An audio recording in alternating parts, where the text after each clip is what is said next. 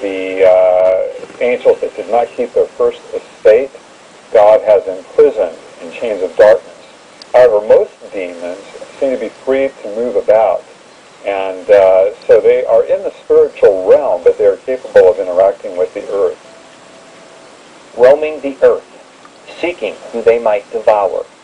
Can a demon actually inhabit the body of another human being? Carol would say yes, after an experience she had in a beauty supply store.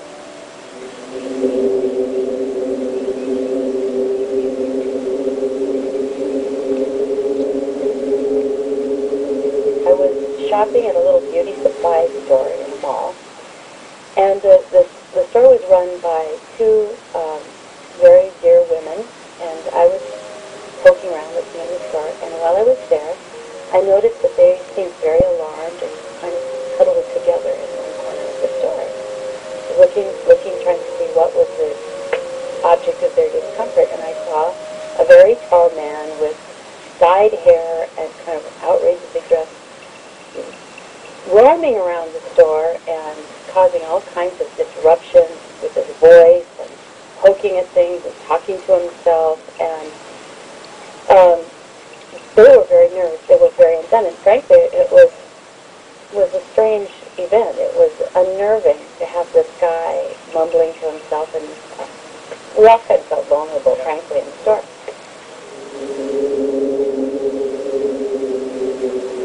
So he kept making a huge to-do about things, and at the time, through my mind, I thought, I wonder if he was on drugs or what his purpose there was, actually.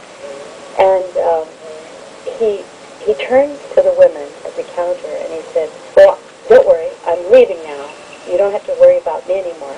In fact, and he sort of laughed maniacally, he said, you don't even really know who I am. And then he turned to me. I was standing at the end of the counter, and he said, looking straight in the eye, and he said, but you know who I am. And I knew who he was. In my heart registered, this was pure evil I was looking at.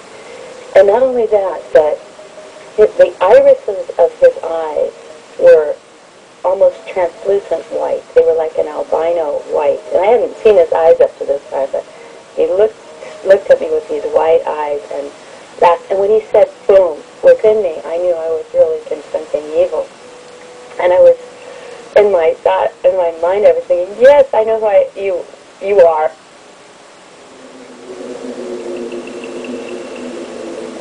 So he left, and the women just stared at each other, embracing each other, and stared at me, and we all just kind of were very, very nervous about the whole thing. And then I said, that was really a demon. That was somebody from the pit of hell who was here. And they all acknowledged that. And I said, we have an opportunity, even though that was really disruptive. I said, we have a chance to have peace and have a greater peace, because even somebody like that who would want to disrupt cannot stand up to the name of Jesus. And so at that point, I asked the women if they would like to all pray together and just pray for peace in the store and protection. And they were quite open to that. They wanted to do that. And I wanted to do that too. So it was real nerve-wracking. So we all prayed together, and then I left. Dr. Neil Anderson has devoted his life to studying and teaching about the evil spiritual realm. He travels the world teaching his seminar, Resolving Personal and Spiritual Conflicts, and has authored 2 books, Victory Over Darkness and The Bondage Breaker. When people see an object move, it may or may not have moved, but let me illustrate something here. We're in a spiritual battle. And when somebody says that they hear voices, and the person, let's say the counselor is trying to deal with them, says, I don't hear those voices. Well, they must be out of touch with reality, so they're mentally ill. I'm here to tell you from a biblical perspective, the one that's out of touch with you with reality may not necessarily be the client. It may be the counselor. What they're hearing is real, but the problem is it's not out there. It's the same problem when people say they see something entered their room. Now think about this for a moment. You don't see with your physical eyes anything without having a light source reflecting off of a material object back to your eyes.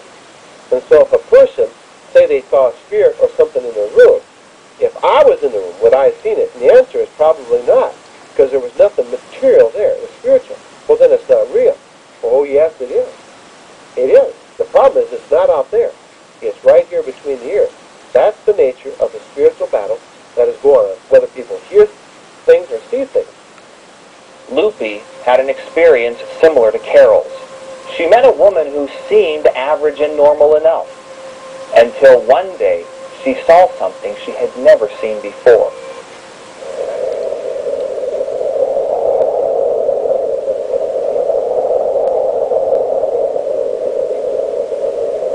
Well, I was involved with teaching, or coaching rather, basketball team, girls basketball team. And the woman that we're talking about, Carmen, was introduced to me by a mutual friend who sort of felt bad for this woman who seemed to be lonely and not have any friends, and thought maybe a rec center and a group kind of situation would help her life a bit, and asked if I didn't want to become involved in that, being that it was a lot of us moms that were raising our kids and being involved with this basketball team. And she happened to be there. She was introduced to me, and I chatted with her for a little while and asked her if she wanted to come over and have coffee some evening and visit, or, asked her about her kids, and just struck up a real normal conversation with her, as two moms would do. She had children, so did I.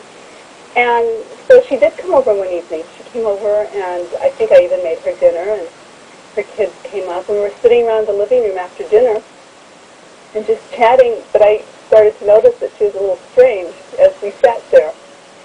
And I began to ask her more about herself, because I was just curious. It's a little strangeness to this woman, a little darkness, or I can't think of another way, because it wasn't an insanity kind of strange. It was just felt really different.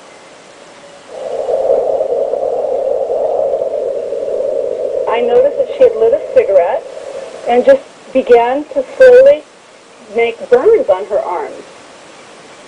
And when you first see that, you're just sort of like frozen. You don't believe that you're actually seeing someone burning themselves. She was not wincing. She was not having any physical reaction.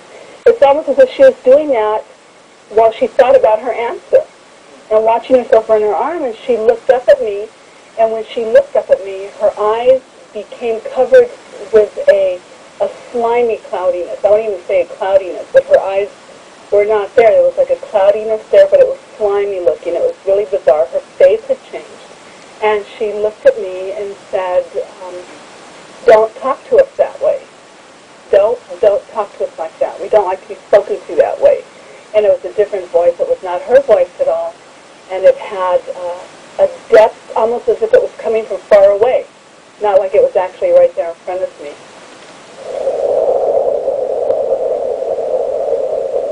And so it was a very confusing few moments, because she would slip back and forth, and there were apparently different entities there, but they were all bent on destruction. And she was going to take her small children and drive off of the cliff, and started burning the other arm and wouldn't stop. And I wasn't sure whether to reach out and knock the cigarette. It all happened so fast. But it wasn't the only time it happened before she finally sort of slipped out of our lives. She would do things like this all the time, to a point to where a voice would come up and say, "Hi, remember me?" And it would be one of the other voices that kept in.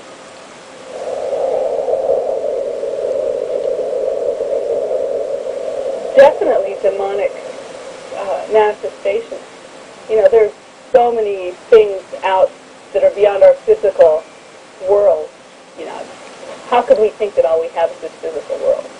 I really believe that there are many different things out there, a host of a creation, demonic and good and of all kinds that we don't even know. But I really believe this is a demonic influence that she probably somewhat brought on herself by lifestyle or decisions and things that she may have been dabbling in, or generational even, who knows, things that because she did mention that her family, she was Puerto Rican, she had been involved in many different forms of witchcraft when she was a child.